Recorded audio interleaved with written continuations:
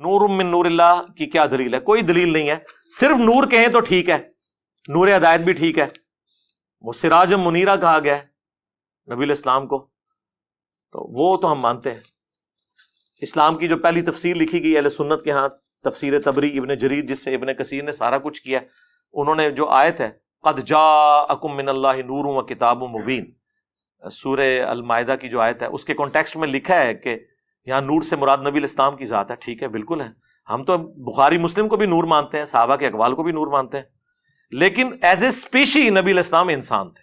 مسند احمد میں ہے، دلائل النبوہ کے اندر بھی ہے، اور مشکات میں موجود ہے، بالکل صحیح حدیث ہے. نبی علیہ السلام نے فرمایا میں اللہ کے ہاں اس وقت بھی خاتم النبیین لکھا ہوا تھا جب آدم علیہ السلام ابھی مٹی اور پانی کے درمیان تھے.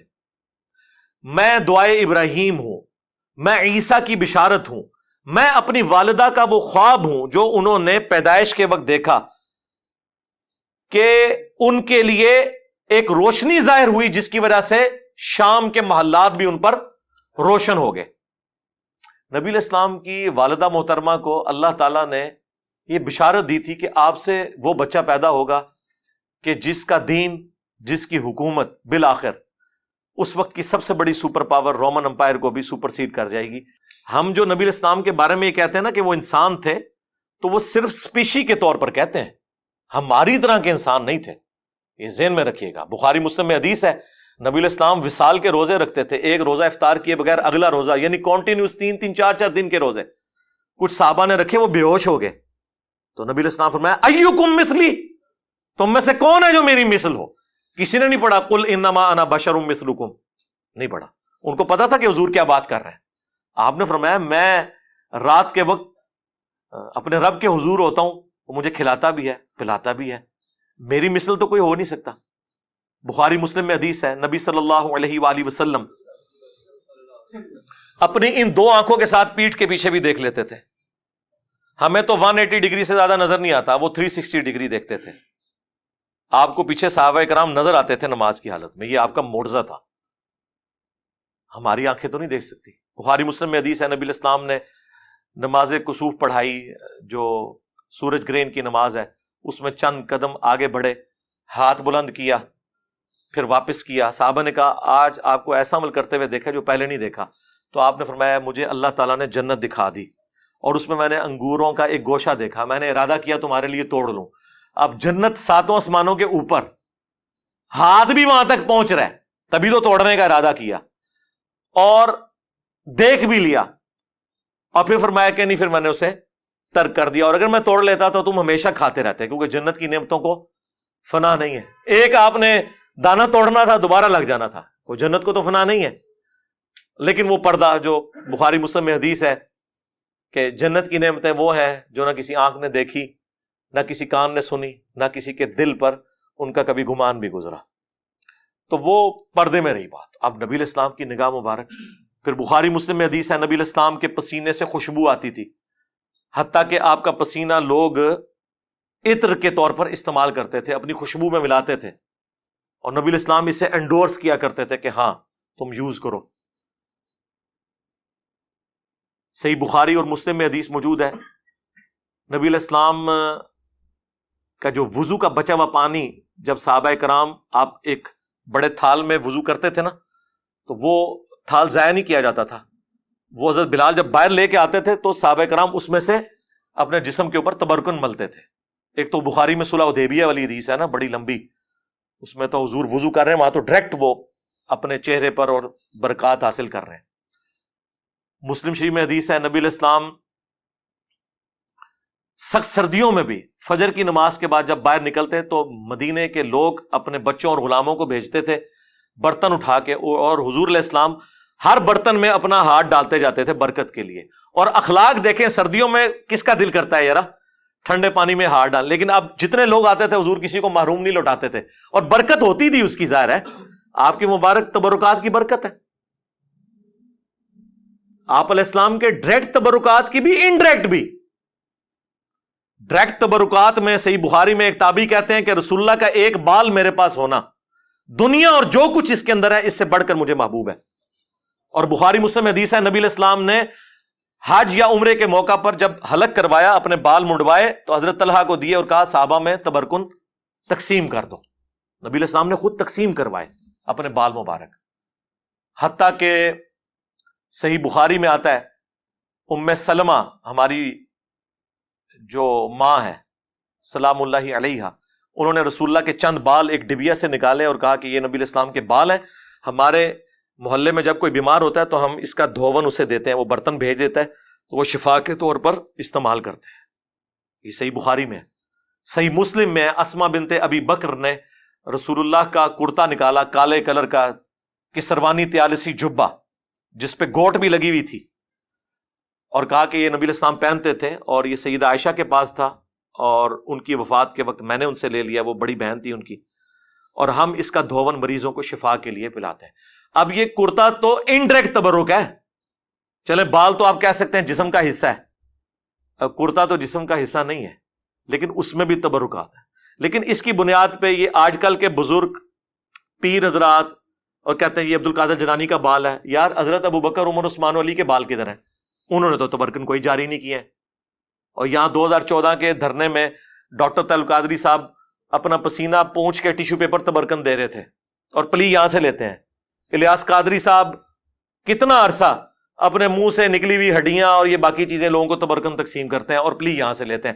پھر جب ہم یہ کہتے ہیں کہ تم لوگوں نے یعنی عزتیں رسول اللہ کے نام پر اویل کی ہیں لیکن پھر ڈاکہ مارا ہے ان کی عزت کے اوپر کہ تم نے وہ سارے پروٹوکول اویل کیے ہیں، کیا خلفائے راشدین بھی یہی کچھ کرتے تھے نبی علیہ السلام کی احادیث کی بنیاد کے اوپر؟ انس بن مالک کہتے ہیں میں نے آج تک، بخاری مسلم کے الفاظ ہیں، کوئی ریشم اور دباچ ایسی نہیں چھوئی کہ جو رسول اللہ کے ہاتھ سے زیادہ نرم ہو. اور آپ علیہ السلام کے ہاتھ کی خوشبو ایسی تھی گویا کوئی عطردان جو ہے وہ اپنی وہ صندوقچی کھولے تو اس میں سے وہ ساری ہوا اور فضا بنتی ہے. نبی علیہ السلام کے مبارک ہاتھوں سے ایسی خوشبو آتی تھی. مطلب یہ نہیں کہ آپ کی زندگی کو پیروں والی تھی تو اس لیے ہاتھ نرم تھے اتنے، نہیں، آپ نے تو بڑی ٹف لائف گزاری ہے. صحیح بخاری میں آتا ہے نبی علیہ السلام نے بھیڑ بکریاں بچپن میں چرائی ہیں. یہ اللہ نے معجزہ دیا تھا کہ آپ کے ہاتھ مبارک بہت نرم تھے. تو ہاتھ مبارک ہوں، آنکھیں ہوں، کان مبارک ہوں، تھوک مبارک کے تو کتنے معجزات ہیں بخاری مسلم میں کہ آپ نے لعاب دہن ڈالا ہے کسی کھانے میں تو 10 کا کھانا جو ہے وہ 300 کو کفایت کر گیا. ٹھیک ہے. بخاری مسلم میں غزوہ حنین کے موقع پر بس ایک مٹھی بھری ہے زمین سے کنکریوں کی، 12,000 کا لشکر بھاگ گیا نبی علیہ السلام کے ساتھ جو تھا، صرف 80 بندے آپ کے ساتھ رہ گئے. اور آپ آگے بڑھ کر کہہ رہے ہیں انا النبی لا کذب انا ابن عبد المطلب، میں نبی ہوں اس میں کوئی شک نہیں، میں عبد المطلب کا بیٹا ہوں. اور پھر آپ نے یوں جب مٹھی ان کی طرف پھینکی تو ساروں کی آنکھوں میں جا کے وہ کنکریاں پڑی اور وہ اندھے ہو گئے اور مسلمانوں کو اللہ نے فتح دے دی. تو اس طرح کے معجزات. پھر بخاری مسلم میں حدیث ہے نبی علیہ السلام صلح حدیبیہ کے موقع پر جب پانی نہیں تھا، ایک برتن میں تھوڑا سا پانی جمع کیا صحابہ نے، آپ نے اپنی مبارک انگلیاں اس میں ڈالی. صحابہ کہتے ہیں پانی کے چشمے جاری ہوئے. جابر بن عبداللہ سے وہ تابعی پوچھتے ہیں آپ لوگ کتنے تھے؟ انہوں نے کہا ہم 1500 تھے. 1,00,000 بھی ہوتے تو وہ پانی زیادہ تھا. 1500 نے پانی پیا، سٹور کیا، جانوروں کو پلایا. تب بھی وہ ایک کولے میں جو نبی علیہ السلام نے مبارک ہاتھ رکھا تھا نا، وہ پانی ختم نہیں ہو رہا تھا. وہ پتہ نہیں اللہ نے کیا اس کے ساتھ چین جوڑ دی. مسلم شریف میں حدیث ہے کہ حضرت عمر فاروق رضی اللہ تعالیٰ عنہ نے ایک سفر کے دوران حضور سے کہا کہ کھانے پینے کو کچھ نہیں ہے تو ہم کچھ جمع کرتے ہیں، آپ برکت کی دعا فرمائیں. تو ایک برتن لا کے رکھا گیا، آپ نے اپنا ہاتھ رکھا. اچھا یہ ذہن میں رکھیے گا، یہ کریشن ایکس نہیلو کبھی نہیں ہوئی ہے. جب بھی ہوا ہے نا تو یہ کہ کھانا تھا اس میں لعاب ڈالا، برتن تھا پانی والا اس میں ہاتھ ڈالا. زیرو سے کبھی سٹارٹ نہیں ہوا. یہ اللہ کی کوالٹی ہے. ہاں عدم ما سے وجود. چیزوں میں برکت وہ اللہ تعالیٰ مخلوق کے ذریعے کرواتا ہے. لیکن یہ ساری عقیدتیں نبی علیہ السلام کے ساتھ صحابہ کرام کی اس وقت تک تھیں جب تک نبی علیہ السلام دنیا میں تشریف فرما تھے. بخاری مسلم میں ہے کہ بارش نہیں ہو رہی، آ کے دعا کروائی ہے، بارش ہو گئی ہے. بخاری مسلم میں ہے کہ حضرت ابو ہریرہ یاداشت کا مسئلہ تھا، دعا کے لیے کہا، حضور نے یوں کر کے ان کی چادر میں ڈالا. اس کے بعد کہتے ہیں میں کوئی حدیث نہیں بھولا جب سے میں نے سینے لگائی. یہ معجزات ظاہر ہوتے تھے نبی علیہ السلام کے. صحیح بخاری میں آیا آپ علیہ السلام نے ایک صحابی کی پنڈلی ٹوٹ گئی, اپنا مبارک ہاتھ پھیرا, وہ کہتے ہیں اس طرح ہوگی کہ اس سے پہلے کبھی یعنی ٹوٹی ہی نہیں تھی. اب یہ سارے وہ معجزات تھے جو نبی الاسلام کی مبارک زندگی میں صحابہ کرام اویل کرتے تھے, لیکن جیسے ہی نبی الاسلام کی وفات ہوئی ہے آپ کی قبر پہ جا کے کبھی کسی نے نہیں مانگا, بلکہ اس کے الٹ ملتا ہے. صحیح بخاری 1010 نمبر حدیث ہے 1010. حضرت عمر کہتے ہیں انا کنا نتوسل الیک بنبینا, اے اللہ پہلے ہم تیرے نبی کے توسل اختیار کرتے تھے, تیری بارگاہ میں پیش کرتے تھے ان کو, وہ دعا کرتے تھے, ان کی دعا کی برکت سے بارش نازل ہوتی تھی. اب ہم تیرے نبی کے چچا کو لے کے آئے ہیں, ان کی دعا کی برکت سے بارش نازل فرما دے, اور وہ پھر بارش نازل ہو جاتی تھی. تو نبی الاسلام کی وفات کے بعد لوگ قبر کے ساتھ نہیں عقیدہ وہ وابستہ کیے ہوئے تھے. یہ بریلوی حضرات جتنی باتیں کرتے ہیں نا یہ بالکل درست ہیں. میں اس لیے اکثر کہتا ہوں کہ رسول اللہ کی زندگی میں جو صحابہ کی حضور کے ساتھ عقیدت تھی وہ آپ بریلویوں میں دیکھ لیں, اور رسول اللہ کی وفات کے بعد جس طرح کی عقیدت ہونی چاہیے وہ آپ اہل حدیث کے اندر دیکھ لیں. چند ایک غلو والی چیزیں وہ الگ ہیں, وہ ہر جگہ موجود ہیں, وہ اختلاف اپنی جگہ, لیکن یہ نہیں ہوا کہ حضور کی قبر کی مٹی کو لے جائے سجدے شروع کر دے. ناٹ ایٹ آل, نیور, کبھی ایسی بات نہیں. حضور کی میت کے اوپر خطبہ دے رہے ہیں حضرت ابوبکر صدیق رضی اللہ تعالیٰ عنہ, بخاری میں کم از کم 4 جگہ ہے, اور کیا بول رہے ہیں؟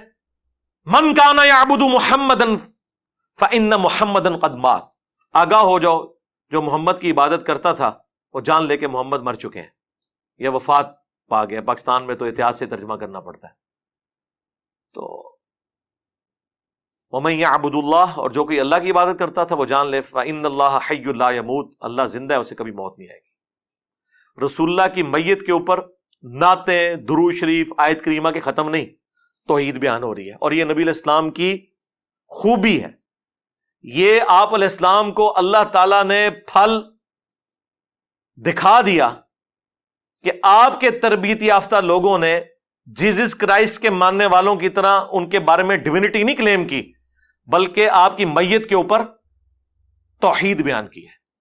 اور کیوں نہ ہوتا, صحیح بخاری میں حدیث ہے, دیکھنا میری شان کو اس طرح بلند نہ کرنا جس طرح نصارہ نے اپنے پیغمبر کو بڑھا دیا تھا. میں اللہ کا بندہ اور اس کا رسول ہوں, مجھے اللہ کا بندہ اور اس کا رسول کہنا. بخاری مسلم دونوں میں حدیث ہے. اما عائشہ کہتی ہیں نبی علیہ السلام کی وفات کے دن چل رہے تھے, آپ تکلیف کی وجہ سے بار بار اپنی چادر اپنے چہرے سے ہٹاتے, اور آپ صلی اللہ علیہ وآلہ وسلم فرماتے ساتھ لعن اللہ الیہود والنصارى اتخذوا قبور انبیائہم مساجدا, اللہ کی لعنت ہو یہود و نصارہ پر کہ انہوں نے نبیوں کی قبروں کو سجدہ گاہ بنا لیا تھا. اور اما عائشہ کے الفاظ ہیں بخاری مسلم میں کہ یہ حضور ہمیں ڈرا رہے تھے, اگر ہمیں یہ خطرہ نہ ہوتا کہ لوگ رسول اللہ کی قبر پہ سجدے شروع کر دیں گے تو میں نبی الاسلام کی قبر کو اوپنلی زیارت کے لیے چھوڑ دیتی. یعنی وہ حجرے والا معاملہ ختم ہو جاتا, صرف یہ ڈر تھا کہ یہ کام نہ لوگ ڈالیں. بخاری مسلم دونوں میں حدیث ہے, نبی الاسلام کی 2 بیویاں ام سلمہ اور ام حبیبہ جو ہجرت حبشہ میں شامل تھی, وہ حضور کی بیماری کے دنوں میں, آخری دنوں میں کہہ رہی تھی جب ہم حبشہ گئے تھے ہم نے ماریہ نام کا گرجا دیکھا تھا, وہاں پر تصویریں تھیں. حضور اس تکلیف کے عالم میں بھی اٹھے اور انہوں نے کہا کہ یہی تو ان میں خرابی تھی, جب کوئی پیغمبر یا نیک آدمی فوت ہو جاتا تھا اس کی قبر پہ تصویریں لٹکا لیتے تھے, مسجدیں بنا لیتے تھے, اور وہ سارے معاملات شروع کر دیتے تھے. قیامت کے دن یہ لوگ بدترین مخلوق بنا کر اٹھائے جائیں گے. باقی قبر رسول اس پلانٹ ارتھ پہ اللہ تعالیٰ کی تجلیات کا مرکز ہے, شاہر اللہ میں سے ہے, اس کی حاضری نفلی عبادات میں افضل ترین عمل ہے. صحابہ کرام جاتے تھے, 4 کتابوں میں ہے, الموطا امام مالک میں, سنن کبریٰ البیہقی میں, المصنف ابن ابی شیبہ میں, فضل الصلاۃ علی النبی میں کہ عبداللہ بن عمر جب بھی مسجد نبوی میں داخل ہوتے 2 نفل پڑھتے, پھر قبر رسول پر آ کر عرض کرتے السلام علیک یا رسول اللہ, السلام علیک یا ابا بکر, حضرت ابو بکر کی قبر پہ, پھر حضرت عمر کی قبر پہ السلام علیک یا عمر, السلام علیک یا ابتا, اے میرے باپ آپ پر سلام ہو. وہ فضائل اپنی جگہ ہیں, اس سے تو کوئی انکار کر ہی نہیں سکتا. کوئی بدبخت ہی ہوگا جو ان چیزوں کا انکار کرے, لیکن غلوف سے بچنا ہے. لا تغلو فی دینکم ولا تقولوا علی اللہ الا الحق, دین میں غلوف نہیں کرنا, اور اللہ پہ بھی وہی بات کرنی ہے جو حق پر مبنی ہو.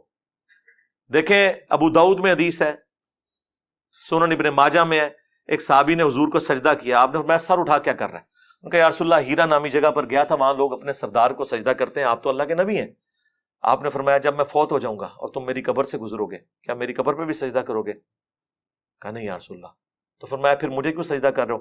اگر میں سجدہ جائز سمجھتا تو بیویوں سے کہتا کہ اپنے خامدوں کو سجدہ کریں اس حق کے سبب جو اللہ نے ان کو دیا ہے۔ اب انہوں نے نہیں آگے سے کہا یا رسول اللہ میں تو عشق میں کر رہا ہوں، عشق دے چلے نمبر لے گئے، اور اس سے بڑھ کر حضرت آدم کو بھی تو فرشتوں نے کیا تھا، ہم آپ کو کیوں نہ کریں؟